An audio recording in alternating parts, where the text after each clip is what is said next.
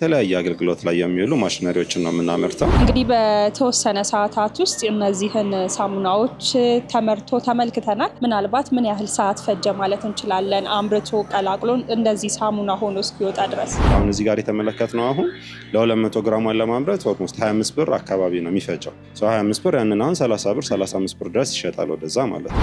ምናልባት ከማሽኑ በተጨማሪ ደረቅ ሳሙናን ለማምረት ምን ሊያስፈልገን ይችላል? ዶሎማይት ይኖራል፣ ኤስኤልሲ ይኖራል፣ ሲልኬት ይኖራል። ምናልባት አሁን ይህንን ቢዝነስ ሰዎች ቢጀምሩት ምን ያህል ውጤታማ ወይንም ደግሞ ትርፋማ ይሆናሉ ተብሎ ይታሰባል? እዚህ ጋር የተመለከትነው ሳሙና ብዙ ጊዜ ክፍለ ሀገር እንደልብ የሚጠቀሙት ዶሎማይት በዛ ያለበት ለልብስ የሚጠቀሙት ሳሙና ነው። ሞር ወደ ከተማ ስንመጣ ደግሞ አብዛኛው ኑድሉ እንዲበዛ ነው የሚፈለገው። ምናልባት እንደ አጠቃላይ ማሽኑንም ግብአቱንም የሚፈልጉ ሰዎች በአጠቃላይ ምን ያህል ካፒታል ሊፈጅባቸው ይችላል፣ እንዲሁም ደግሞ ማሽኑ ብቻ ደግሞ ምን ያህል ነው የሚለውን ጠቅላላ አድርገ ደግሞ አብራራለን። እስከ 200 ሺህ ብር ድረስ መደበው በትንሹ መጀመርም ይችላሉ ማለት ነው።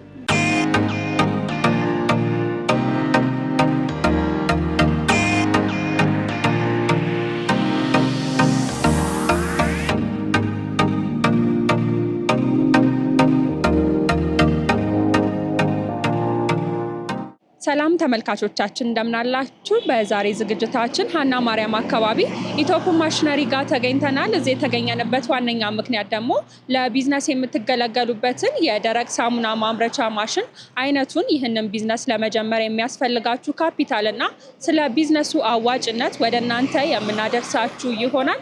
ዝግጅቱን ወደ እናንተ እያደረስኩ እኔ በአምላክ አበራ አብሬያችሁ ቆይታ አደርጋለሁ። እስከ ፕሮግራማችን ማብቂያ ድረስ አብራችሁን ቆዩ። ሰላም እንደምን አለ?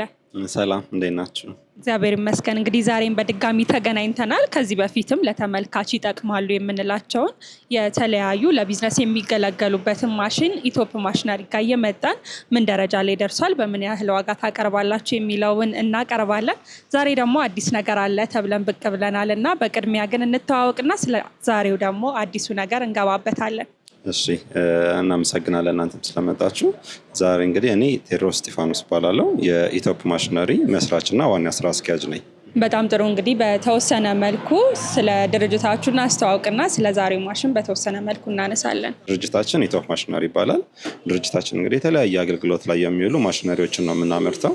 በብዛት የምንሰማራባቸው የፕላስቲክ ሪሳይክሊንግ ላይ ከዚህ በፊት ከቨር እንዳደረግ ነው። ከዛ ውጭ ማይኒንግ ላይ ደግሞ የወርቅ ማጠቢያ ማሽኖች፣ መፍጫ ማሽኖች አሉ። ከዛ በተጨማሪ ደግሞ በሰፊው የምንሰራባቸው ደግሞ እነዚህ የሳሙና አጃክስ፣ ዲተርጀንት ማምረቻ ማሽኖችን በሰፊው እናመርታለን። ዛሬ ምንድነው ታዲያ ይዛችሁ የቀረባችሁት? ዛሬ ይዘን የቀረብነው እንግዲህ የልብስ ሳሙና ማምረቻ ማሽነሪ ነው። ይህ ማሽን የልብስ ሳሙና ብቻ ሳይሆን አጃክስም ያመርታል፣ የገላ ሳሙና ያመርታል፣ እንዲሁም ኦሞ የመሳሰሉ ሌሎች ደረቅ ሳሙናዎችን ለማምረት የሚያግዘን ማሽን ነው ማለት ነው። በጣም ጥሩ። እስቲ ስለ ማሽኖቹ በተወሰነ መልኩ አብራራልኝ። ኦኬ፣ ማሽኖቹ በተለያየ ካፓሲቲ እንሰራለን። በዋነኝነት እዚህ ስራ ላይ ስንገባ የሚያስፈልጉን 3 ማሽነሪዎች ናቸው። እነሱ ማሽኖች ምንድን ናቸው? አንደኛ የመቀላቀያ ማሽን አለ፣ ሚክሰር ማሽን እዚህ ጋር የምንመለከተው ማለት ነው። ሁለተኛ ደግሞ ከተቀላቀለ በኋላ የሚዳምጥልን ሚለር የምንለው ማሽን አለ። እሱ ጋር ከተዳመጠ በኋላ ነው ወደ ቅርጽ ማውጫ ወይም ደግሞ ፕሎደር የምንለው ማሽን ጋር የሚሄደው ማለት ነው። አራተኛ ማሽን እንደ ሰዎች እንደ ከስተመሮቻችን ምርጫ አውቶማቲክ መቁረጫ ማሽኖችም አሉ፣ ማኑዋል መቁረጫ ማሽኖችም አሉ። በዋነኝነት እነዚህን ያካትታል ማለት ነው።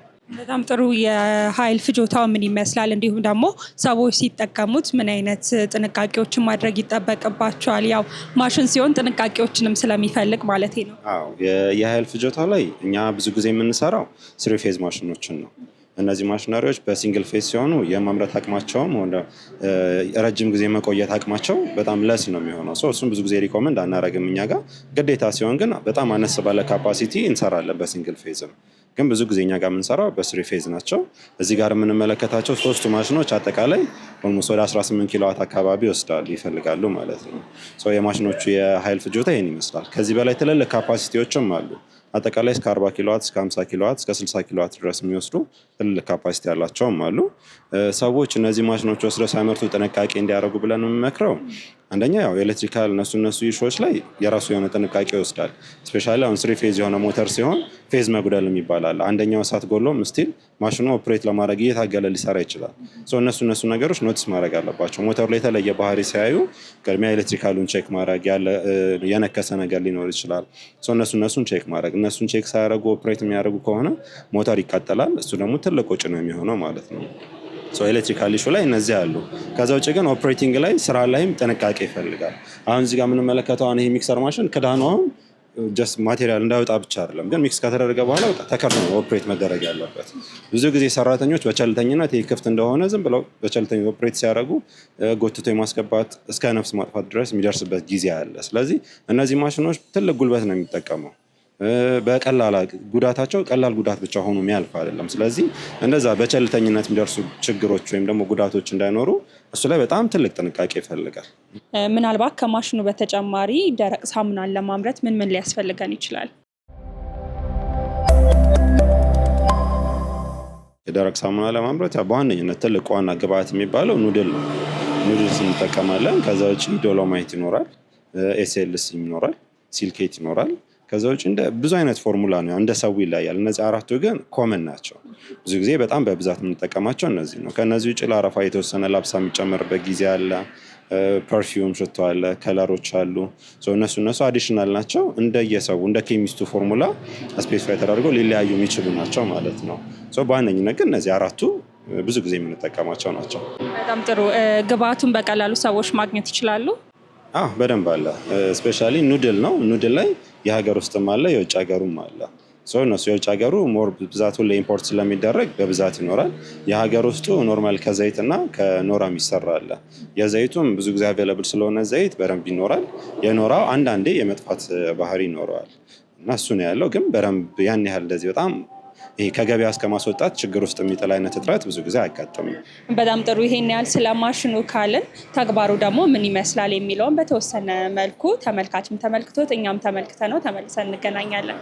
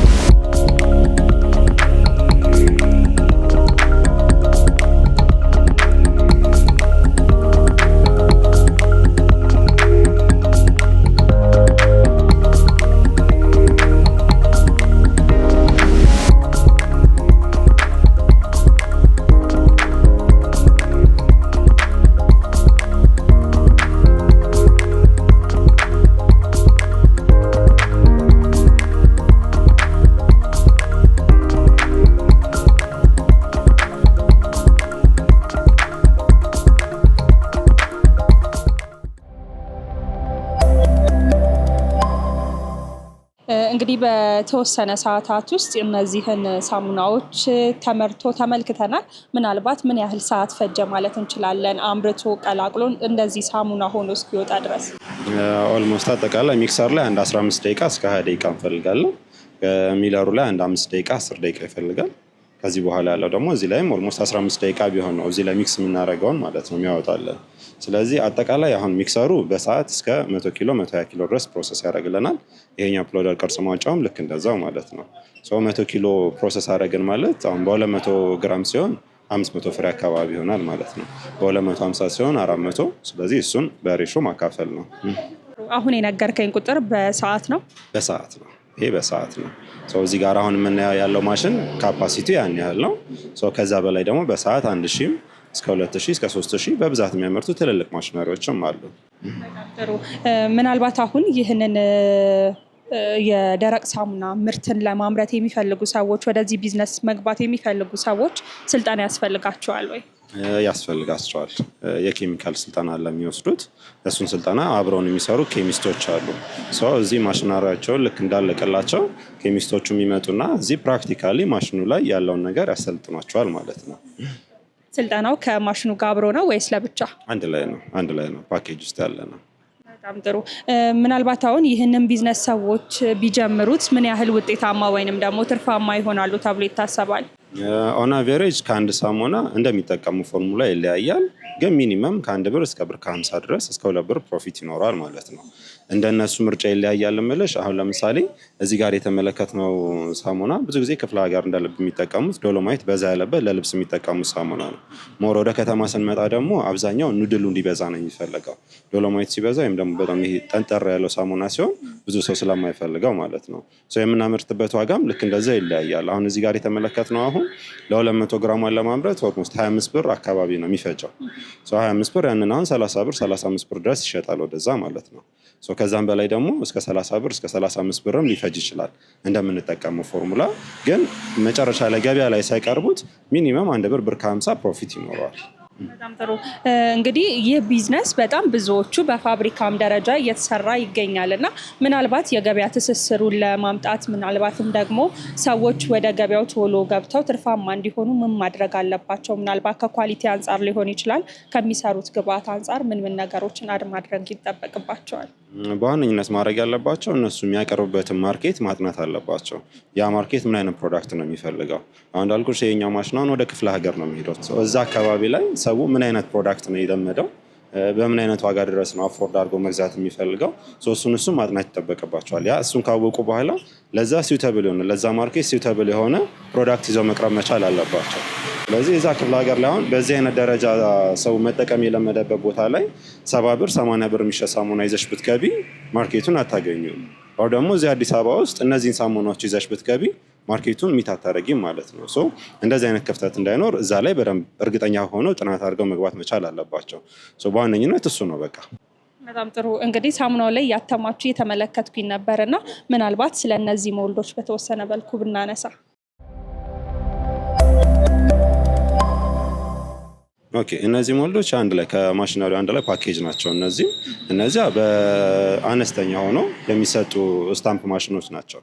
ማሽንም አንላቸውም፣ ጀስት ስታምፕ ሞልድ ናቸው። እነዚህ ግን ከነዚህ ውጭ ደግሞ ልክ እንደዚሁ ሞልድ የሚያደርግልን አንድ ላይ ከማሽኑ ጋር ተገጥሞ ኦፕሬት የሚያደርግ ማሽነሪዎችም አንድ ላይ አሉ።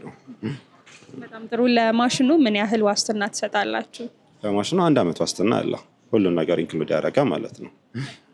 ምናልባት ከ1 ዓመት በኋላ ብልሽት ወይንም ደግሞ ሌሎች ነገሮች ቢገጥሙ መለዋወጫዎቹ በቀላሉ እናንተ ጋር ይገኛሉ ወይ? ሁሉ የምንሰራው አንድ አይነት ተመሳሳይ ዲዛይን ናቸው ማሽኖቹ።